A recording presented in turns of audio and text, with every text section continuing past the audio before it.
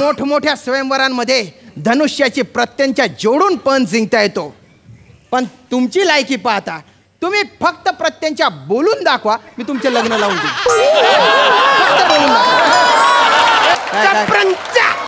काय काय चप्रंचा. अरे नाही रे, तसं नाही, ते चंद्रपंप असायचे.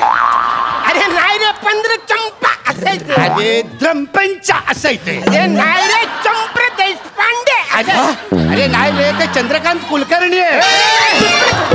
ते शाळेत गन काढणं मोरे मोरे नाही. तुमच्याकडे गन आहे?